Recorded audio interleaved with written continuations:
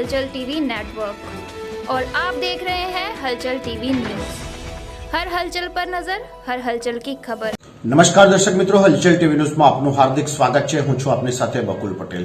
ગુજરાતમાં સવા 300 વર્ષથી જ્ઞાનજ્યોત જગાવતા શ્રી રવિભાણ સંપ્રદાયે અનેક સમર્થ તેજસ્વી સંતોની ભેટ ગુજરાતને આપી છે। શ્રી રવિભાણ સાહેબ ગુરુગાદી ખાનવાડી ખાતે યોજાયેલા નવનિર્મિત મંદિર પ્રાણ પ્રતિષ્ઠા મહોત્સવમાં સહભાગી બનતા મુખ્યમંત્રી ભૂપેન્દ્રભાઈ પટેલ વિકસિત ભારતના નિર્માણ માટે વિકસિત ગુજરાતના નિર્માણનો 25 વર્ષનો રોડમેપ સરકારે તૈયાર કર્યો છે। વડાપ્રધાનશ્રીએ વિરાસતની સાથે વિકાસનો કાર્યમંત્ર સમગ્ર દેશને આપ્યો છે।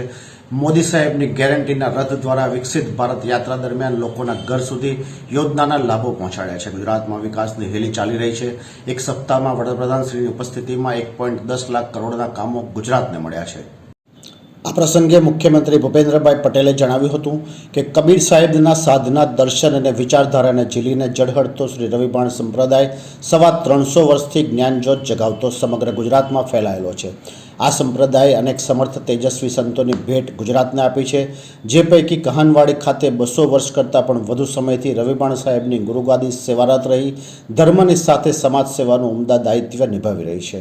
વધુમાં મુખ્યમંત્રીએ વિકાસની વાતો કરતાં જણાવ્યું હતું કે વડાપ્રધાન નરેન્દ્રભાઈ મોદીએ વિકસિત ભારતની સાથે વિકાસનો કાર્યમંત્ર આપી વિકસિત ભારતના સંકલ્પને સાકાર કરવા જન જન સુધી વિકાસના કાર્યો પહોંચાડ્યા છે।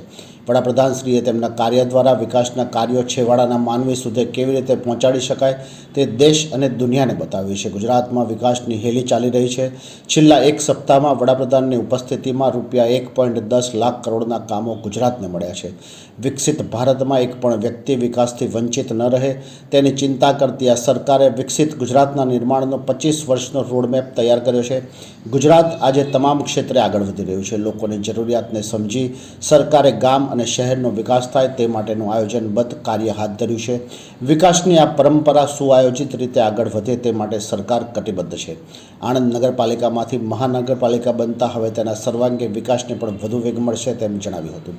આ કાર્યક્રમમાં સાંસદ મિતેશભાઈ પટેલ, નાયબ મુખ્ય દંડક રમણભાઈ સોલંકી, જિલ્લા પંચાયત પ્રમુખ હસમુખભાઈ પટેલ, ધારાસભ્ય યોગેશભાઈ પટેલ, વિપુલભાઈ પટેલ, કમલેશભાઈ પટેલ, કલેક્ટર પ્રવીણ ચૌધરી, જિલ્લા વિકાસ અધિકારી મિલિંદ બાફના, જિલ્લા પોલીસ અધિક્ષક અતુલકુમાર બંસલ, અગ્રણી ગોરધનભાઈ ઝડફિયા, રાકેશભાઈ શાહ, રાજેશભાઈ પટેલ, જગતભાઈ પટેલ, પૂર્વ સાંસદ દીપકભાઈ પટેલ, દિલીપભાઈ પટેલ, લાલસિંહ વડોદિયા સહિત મોટી સંખ્યામાં ધર્મપ્રેમી લોકો ઉપસ્થિત રહ્યા હતા।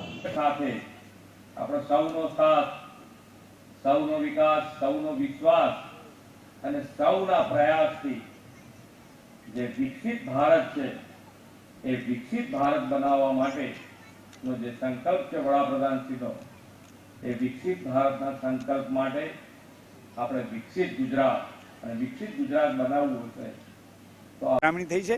માનનીય મુખ્યમંત્રીશ્રીને મેં આ સરકારના એક વરિષ્ઠ અધિકારીના નાતે વર્ષોના માટે વિનંતી કરીને તેઓ પધાર્યા છે।